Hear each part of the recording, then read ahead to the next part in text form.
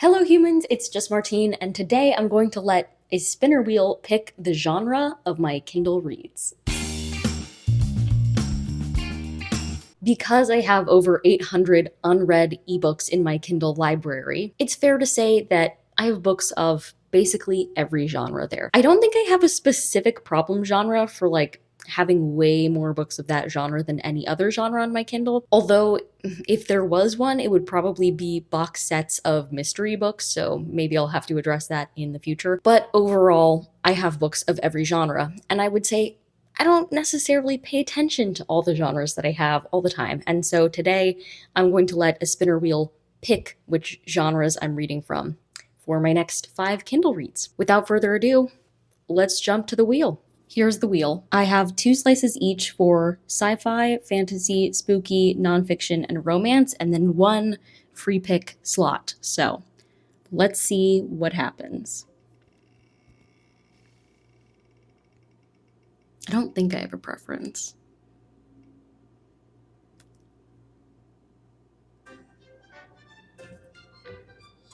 Sci-fi. In that moment when it almost landed on nonfiction, I realized I do have a preference, and that was anything but nonfiction. So, hooray, sci-fi. Let's go read a sci-fi. For the sci-fi genre, I read Sim 299. And I'm giving it 2 stars. Oh, how to describe this book. When it started off, I thought it was going to be a knockoff Ender's Game because we start by following this general, and he's like, trust me, this kid's different. He's really smart. And then we're following this young kid. He's not as young as Ender Wiggin in the beginning of Ender's Game, but he's like 12. I don't know. And he is super smart, and he's got special powers. And so people were like, he's gonna save us or whatever. But then it switched completely to follow this dude with his special powers as he gets trapped in this very particular simulation, I don't know, with 2 of his older classmates, just random classmates. We never get an explanation for why it's those 2. There's also a rebellion involved. I'm not sure I ever understood why there was a rebellion, what was the function of that rebellion aside from having some plot, I don't know. And it was very action packed in a way that was too much action for me. I don't just want to read fight scenes. I just had a rough time with this. It wasn't my favorite writing style. I didn't care about any of the characters. I didn't understand the purpose of it at all. So 2 stars it is. I don't really have much to say about it. I read it and it's done, and that's another book off of my Kindle. But I guess now it's time to figure out what our next genre will be. So, to the wheel.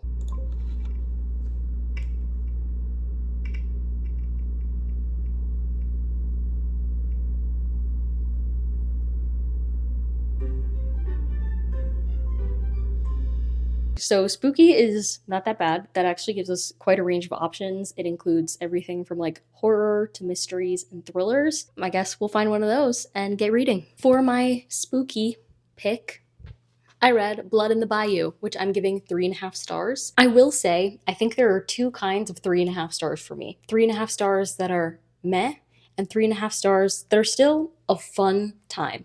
And this was that second kind. In this one, we're following a special agent in the FBI. She's just been reassigned to a new office, and I think she got a promotion of some kind. But regardless, as soon as she steps into her new office, they're like, turn around, walk out the door, you have a mission, you're headed to Louisiana. She's like, bet.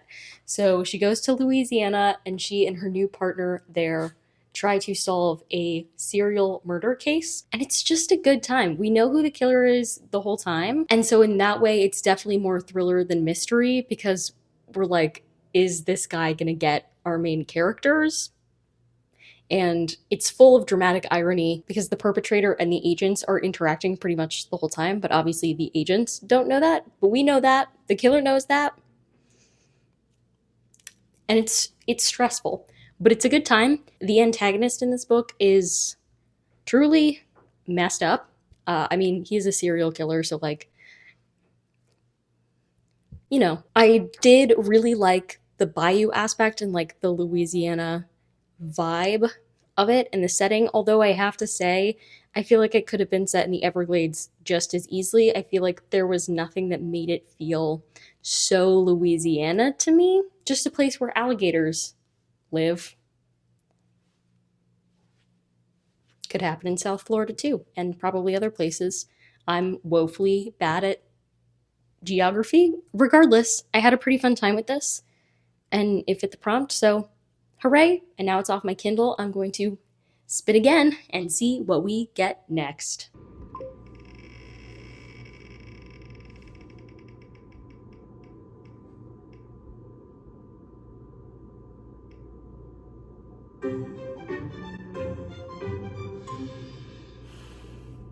I did not want this to happen, but it has. I'm the one who put it on the wheel. I'm the one who actually downloaded free nonfiction books. So it is my fault that now I have to read them. Wheel said nonfiction. I said okay. So I read Happy Banana. It's like tips, practical tips about dealing with depression. I'm giving it 2.5 stars. It's not that the things that it said were wrong. Like, exercise is good for you. Eating well, good for you.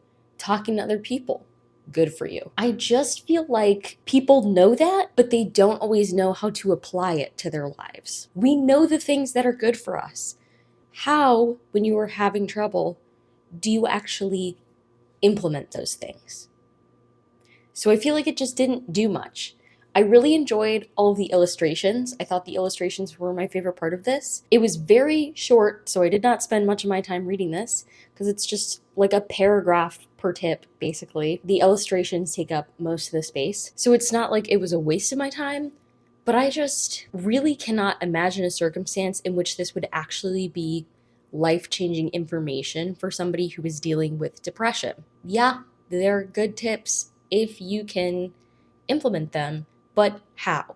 And that's where a lot of self-help books don't bridge the gap. Again, most of us know what things are good for us to do. How do we go about doing them? Especially when you're already having a hard time getting out of bed, making sure you're eating regularly, moving around, all of those things. Like how when you're just trying to get through your day, are you actually going to put these things into action? I would like a little more conversation about that, especially because the author says he wrote down these tips because like they helped him. It's really unclear how he started using them, what they did for him, etc. Maybe he doesn't want to share that. That's fine. He doesn't have to. But I feel like this book could have been way more helpful than it actually was. So, Happy Banana, 2.5 stars. Let's spin this wheel again and just hope we don't get nonfiction. Please, please, please. I doubt any of the nonfiction I've picked out for free on Kindle is any good. So let's avoid it.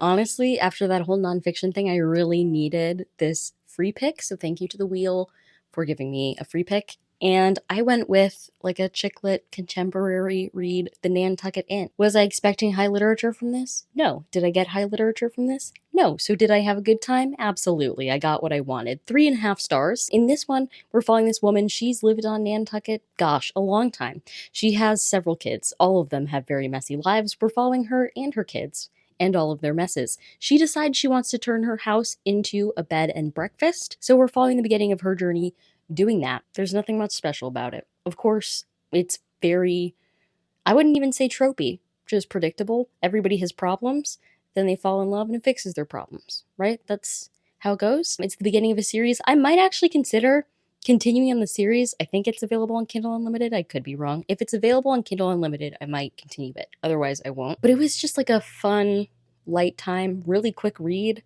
And sometimes you just need that as a palate cleanser. So my free pick absolutely met the standards I had for it. Let's go see what the wheel has in store for my final pick. Last one. Here we go.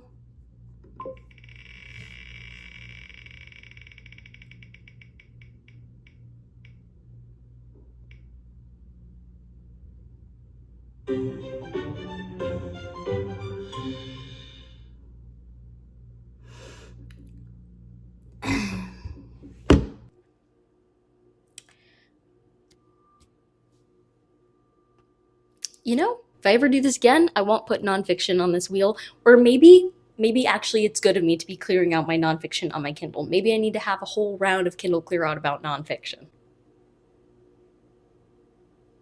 Or maybe not. For this last read, I read, I think it's called What Really Is? What is True? What is something about, it's here. What Really Is, I think is what it's called. I'm giving it 1 star. Just one star. A pity star, if you will. Here's the thing. Not only did this make no sense, but also it was not enjoyable. I think the main idea is supposed to be that, like, our brains make things up, and focusing on what is actually in front of you is good for your brain. I don't disagree with that theme or idea. Mindfulness is great. If you want to read a book that's actually good about this topic, then I would recommend Why Buddhism is True. Because I gave that book 5 stars and I gave this book 1 star. So that did everything better. Not that I think they were trying to do identical things, but just I did find myself thinking about Why Buddhism is True while I was reading this in a like, oh, that did it better type of way. The writing just made no sense. Some of the reviews are really funny to read actually on Goodreads. It was a little wishy-washy all over the place. And then it got even weirder at the end because all of a sudden it started being composed of mini essays by different people, which is crazy because the first 75% is just like one thing for the main author. There was no introduction to the essays or anything. It just suddenly you were reading them. That was wild. It was easier to follow the essays than it was the rest of the book. But also I feel like, I can't say they had less to give because I feel like I didn't get anything from the first 3/4 of the book either. The point is, it was just a drastically different tone. And overall, I just had a terrible time with this book. I don't recommend. This is one of those books that makes me think, like, I wish I was better at DNFing books, but I'm not good at it. So here we are. And I guess it's done now. And it will haunt me forever, maybe. I just love how both of the nonfiction books that I've read for this round of Kindle Clear Out have made it abundantly clear that I should not be getting nonfiction books on Kindle. And yet, I have them. So I'm going to have to address that at some point. That was our last spin. Terrible note to end on. So, future Martine, take it from here. As with every episode of Kindle Clear Out, we had some books that were okay and some books that I hated. Unfortunately, Kindle Clear Out is not the series that gets me the most beloved books on my channel, but it is what it is. I put myself in this situation. And even though the books are not that good, it is fun to work on addressing the problem that is my Kindle library. At least, I think so. We forge on. Although I have to say, some days, I think it feels impossible to ever get down below 800 because for some reason we're still hanging above that number. It is what it is. That being said, I got 5 more read for this video, which is great, including 2 nonfiction books.